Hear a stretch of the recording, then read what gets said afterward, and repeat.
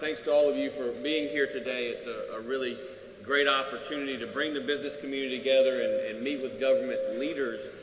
Before I talk about that project that you asked about, I just want to reiterate to everyone in the room, I'm sure you've heard me say this because I've said it a lot over the last few months, but if you take that particular project out of the equation, over the last 8 years before I became governor, we averaged about $900 million a year in new capital expenditures in the state. If you take SDI out of the equations, we did $3.5 billion in 2022 alone without the largest economic development project. If you include SDI, we did $6 billion in new capital expenditures in Mississippi in 2022 alone. And as you all know, that's with an overall GDP of about $120 billion. And so the thing that I think made great sense about this project, and I will tell you, we've gone through an extensive effort over the last 3 years to ensure that we are doing ROIs on every state expenditure and new economic development project so that we ensure that we know not only what is our ROI at the state level, but we also know what the ROIs are at the local level, and we understand what the company is looking to do so as to try to minimize our risk. The special thing about this project, obviously, this is a company that currently exists in the state of Mississippi. They've been here for almost 15 years. They pay their employees at levels greater than what they have promised with this new 1,000 jobs, and they promised $93,000 a year for these additional 1,000 jobs. In addition to that, and I'm always the optimist, but we've spent a lot of time with the company leadership, and we've also seen what they're going to do with the 2,000 acres up in the Golden Triangle, and it's very similar to what the campus that they built down in South Texas over the last 3 years.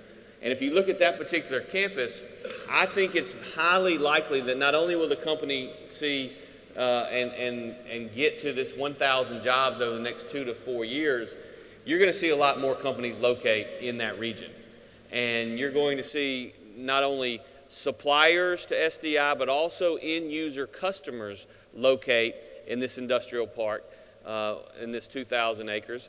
And because of that, I would not be surprised at all if, and they didn't guarantee this, and so we didn't headline it, but I think that the total number of jobs in this 2,000 acres could be twice what they have guaranteed and promised.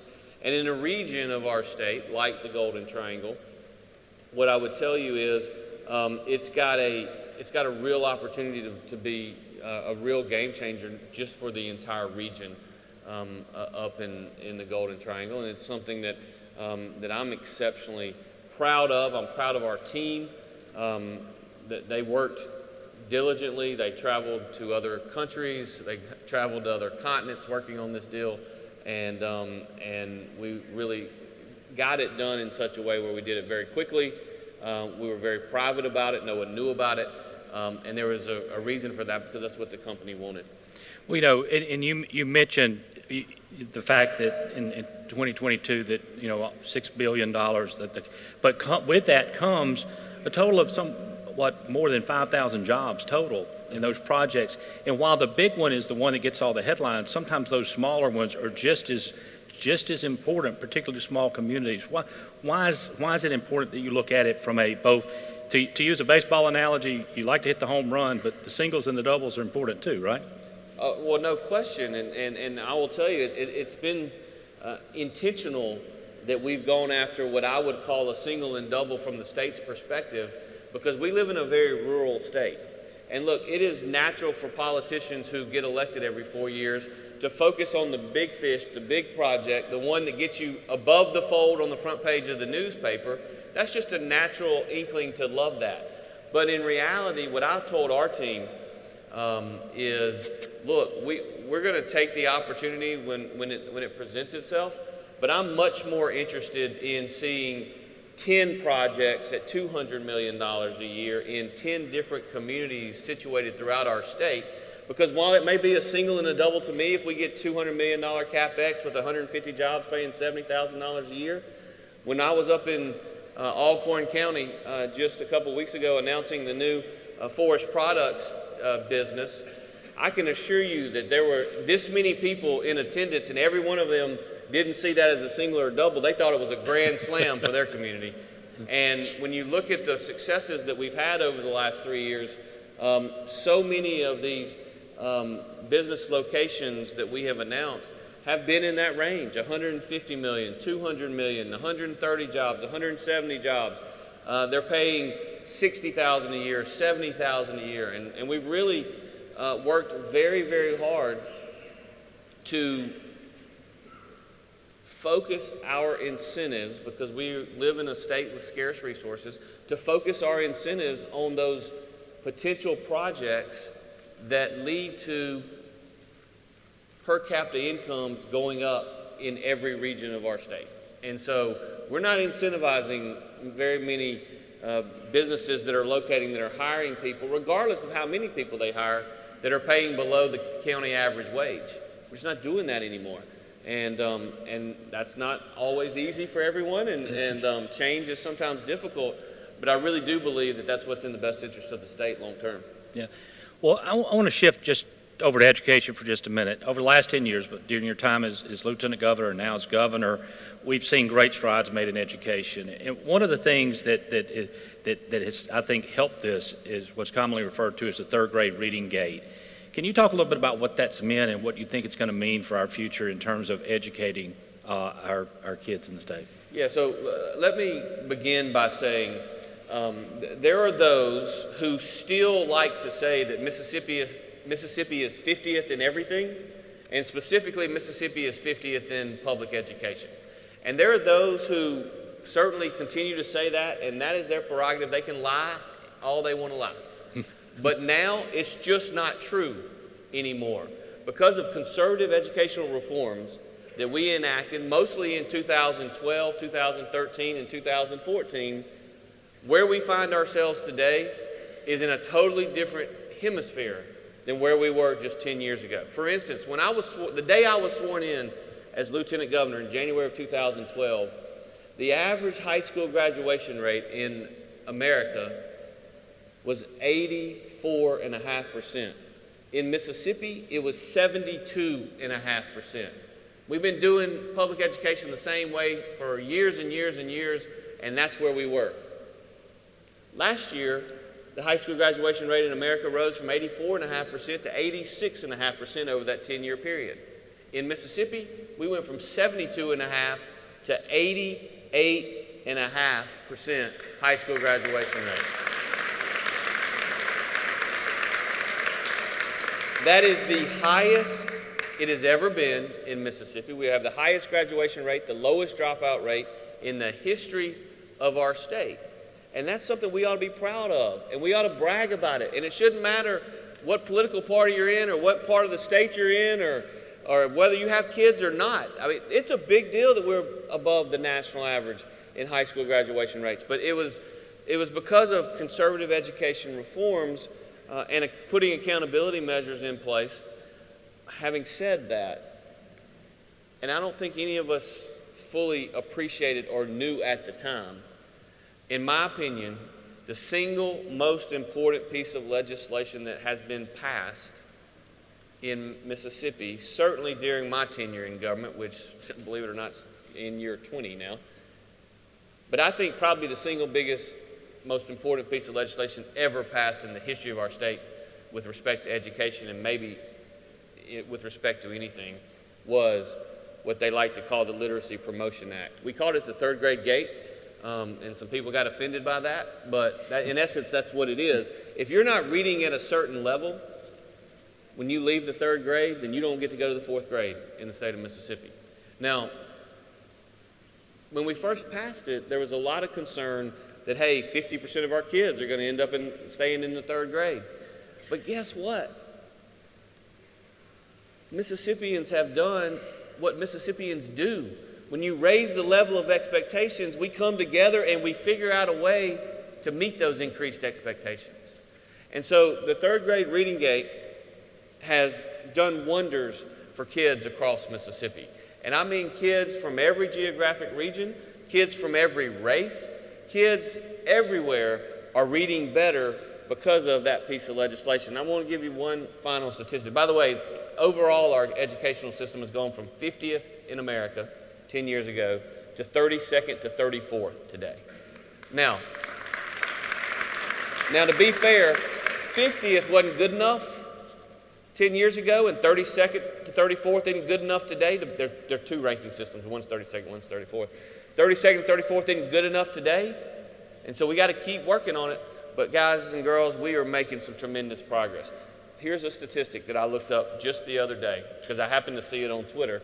It was one of my colleagues, a governor from another state, bragging about it. 4th grade reading skills. And I'll credit this to not only the legislation that was passed, but the way in which the department implemented it. 4th grade reading skills in each of the last 3 years, we're in the top 5 in America in 10-year growth numbers overall. But here's a statistic. 10 years ago, in 2012, African American 4th graders, when compared to their peers in other states, scored 46th best. In 2022, they scored 4th best in America. My friends,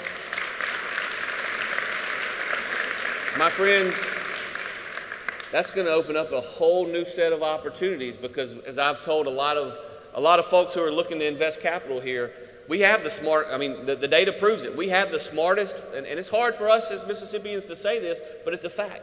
We have the smartest 4th graders in the southeastern United States today, based upon the data. The smartest 4th graders in the United States. Guess what? In 10 years, those 4th graders are going to allow for us to have the smartest workforce in the southeastern United States. And that's going to give us a competitive advantage when seeing economic growth. And that's a great segue into my next thing, and that's lifelong learning. And you've been very instrumental in the development of the Office of Workforce Development, the importance of that.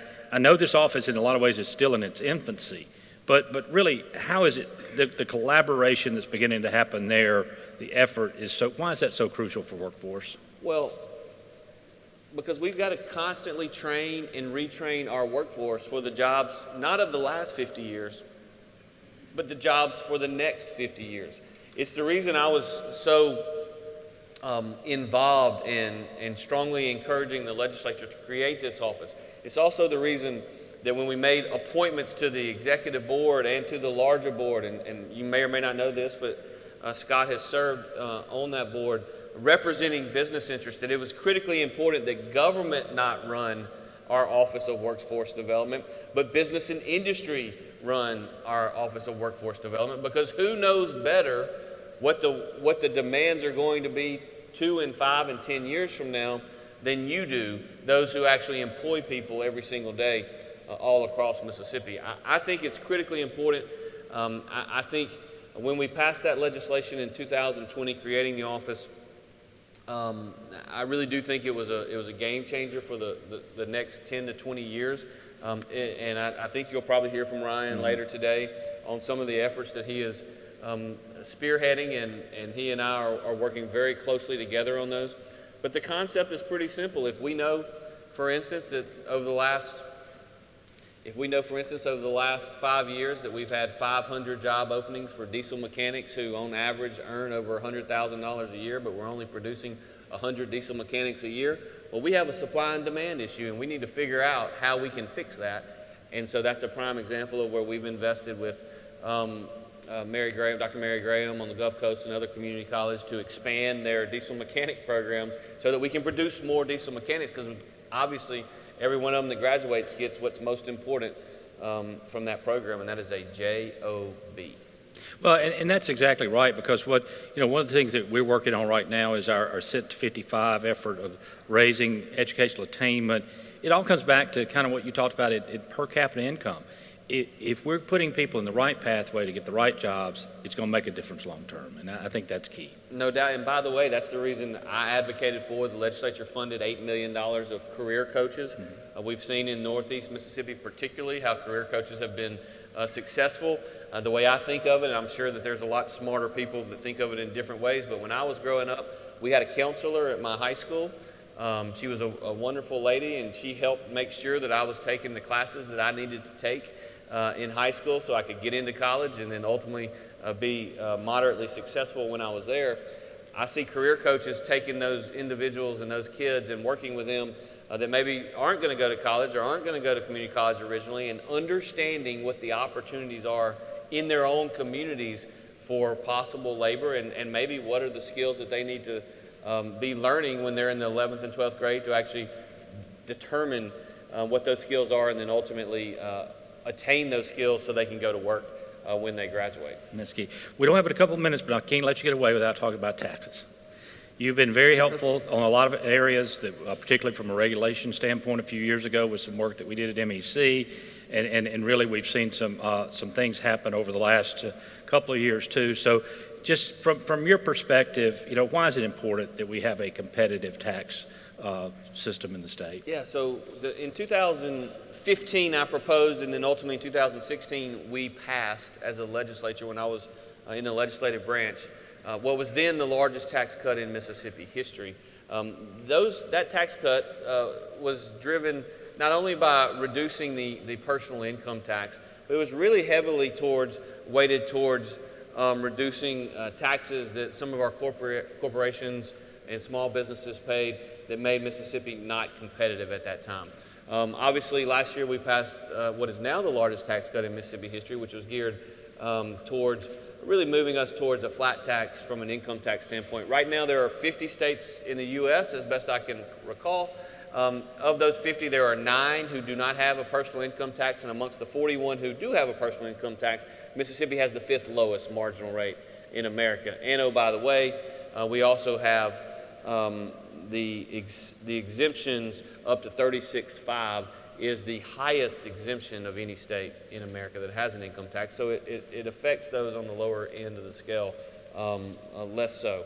Obviously, I'm going to continue to push for the elimination of the income tax. I think it would make us more competitive when we are looking at bringing particularly executives into the state, entrepreneurs into the state. We're at a big disadvantage when they know they got to take what is now a 5% haircut if they go to Texas or Tennessee or Florida versus locating here. And so I think it puts us at a competitive disadvantage. The one thing I want to just mention beyond taxes, because I know you are going over to the legislature, and for those of you who are involved in economic development efforts in your local communities, one of the things that I've I wouldn't say that I've changed my opinion of, but my opinion has certainly evolved over time, and that is the need for investing in infrastructure in and around sites, economic development sites, what we call our Site Development Grant Fund. 2 years ago, I went to the legislature and said, look, if y'all will appropriate $10 million for site development, I can find $17 million in other areas, and we can spend $27 million on site development. Last year, I went back to them because I thought it worked so well that I asked them for $100 million, and going from 10 to 100 may have been a little bit aggressive. I get it. And so they cut me by 50%, but they gave me $50 million this year for site development. And my plan is to develop 30 sites around Mississippi that are moving towards being shovel ready for the next major economic development site. And I want to do it I want to have 30 sites in every region across the state. We were able to fund the first 10, the initial investments for the first 10 with the $27 million last year. We're going to soon announce how we're going to allocate the next $50 million. By the way, I'm not deciding which community gets the money and which communities don't. We're talking to actual site consultants and our people who are involved in economic development every day that are telling us which ones are most valuable and most likely to hit. But the SDI project, the largest in state history, the biggest advantage we had lots of advantages, but the biggest advantage we had was 2,000 acres already secured with infrastructure there. And so their speed to market was so much faster if they located in the Golden Triangle, Mississippi, than any other state they were looking at. And so we want to replicate that in your community.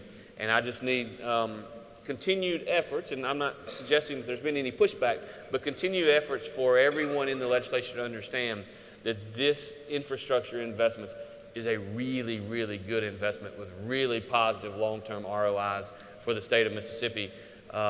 And I could go through where the best sites in the state are located. It's something that, when I got elected, I said I want to spend 95% of my time dealing with economic development and bringing jobs and improving per capita incomes in the state. Now, I haven't been able to spend 95% of my time in my first 3 years doing that because of the other things that have popped up. But that is something that is on my agenda that I think we certainly would align ourselves on, that site development monies, if you're involved in economic development at the local level, you appreciate how important and how transformative that can be, because speed to market really matters. When I first came in 20 years ago, the first question I got in every economic development deal I ever went to with Haley Barber was, let's talk about incentives.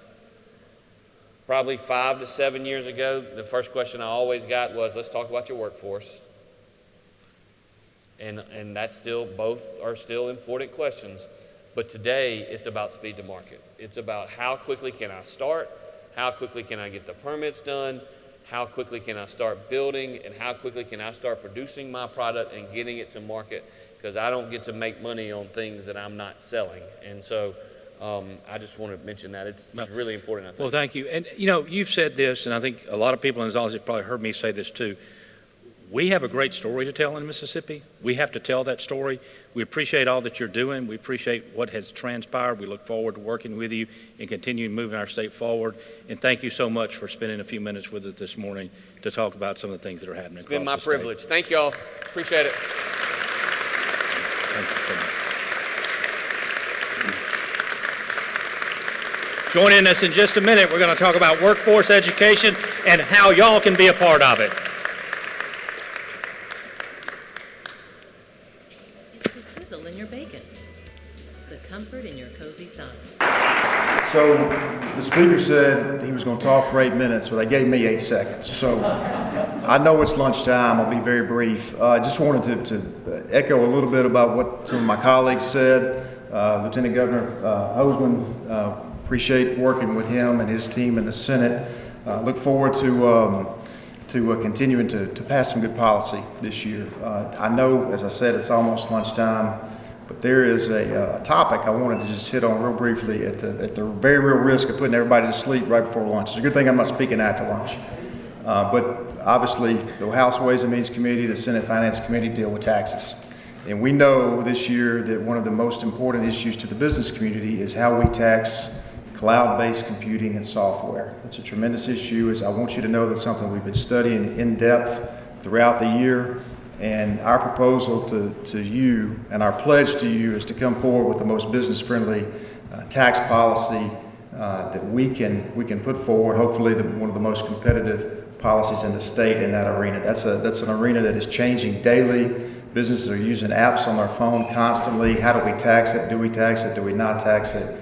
We want it to be fair to y'all. And so we want it to be conducive to growing business in the state and encouraging more business. I just want you to know that's a technical issue. I'm not going to get down into the weeds of all that, but just know we're working on it. It's important to you. And I will say, I'll end with this. It was an absolute honor to this past session to work and to begin the effort of eliminating ultimately the tax on work in this state. I know these are job creators, but I'll say there's nothing else more important we could do for the people that you employ than to put more money in their pocket by eventually ending the tax on work in this state. We've got a lot of work left to do. We're committed to it, and I just want to thank you for your support. And I did enjoy y'all's the accomplishments and the things that you cite in your annual report from this past session. Those were big things, and as Trey and Josh both talked about. And by the way, they're the brains behind a lot of that stuff. The rest of us just go figure out how to get the votes to do what these ideas that they come up with. But it takes a team and it works. And I'm proud of the team that we have on both ends of the building that are kind of seeing where we need to be as a state and the places where we're lacking and how we can move forward. But as I was looking at this, and I hadn't looked at it since y'all put it out in a few weeks, but I had it here again this morning. I was looking at it. And one thing, I don't want to go through our accomplishments and what we talked about, and even what the guys have already talked about we're going to do this year. I want to put another thing out there for you to start thinking about just for this session and for future sessions, and it's this. And it's something that y'all even cite in this report about vision for economic growth. But it lands on your page the same place it lands here in the Capitol a lot of times when we're debating things and discussing policy ideas. And I learned this early on when I got in the legislature. My colleagues were ready to debate these red hot, red meat issues that we all get emails about and that get clicks on the internet and that get you on the evening news. But an issue that affects every single Mississippian and affects every one of you, your communities, and especially your employees. And it's this last word of the second paragraph in y'all's vision. And it says, other issues of concern included several things, but the last word, and healthcare. Healthcare. It's just thrown in there at the end. I know you didn't throw it in because it was an issue that your members brought up during the statewide tour that y'all had and the focus groups and the town halls and that sort of thing. But I want us to start a conversation, and it's going to take people like you, business leaders that have employees that are hearing from your people and from your communities about, we've got hospitals closing, we've got hospitals on the brink of closing. And for us, and you've already heard from the speakers earlier today, we approach problems, right or wrong, from a conservative place. That's just where we come from philosophically. Not different than the way a lot of you run your businesses. So in approaching these problems this way, folks are starting to show up here at the Capitol and say, what are y'all going to do about this great issue that's on the horizon in our state regarding healthcare, as it deals with hospitals, as it deals with businesses, as it deals with taxpayers and your employees. And so this is what I want to say to you, the business leaders of our state. You're going to have to engage seriously on this issue as we deal with hospitals in your communities that are facing closing.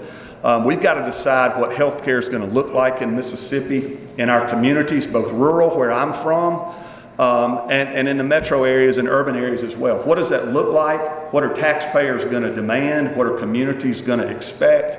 And what do they want you as business leaders to do? And what do they want us as policymakers to do? And ultimately for us, with the checkbook here, what do they want us to spend money on? And I would submit to you, from the government side, we mess a lot of things up on the government side. And y'all have an ability on your private side to move much more swiftly, quickly, and better and run your businesses. And we need your input on what this needs to look like going forward. We're getting we're hearing from providers, we're hearing from hospitals, we're hearing from Mississippians. We need the business community to weigh in on the direction we need to go. And so I don't have an answer for any of it, but I know that part of the answer is going to come from people in this room and where your priorities lie. And so that's all. I want to leave you with that. Scott, thank you for the time. Thank y'all for being here. Thank you for hosting us. Thank you what you do for our state. You're valuable, and we can't do what we do here without you. Thank you for being here today.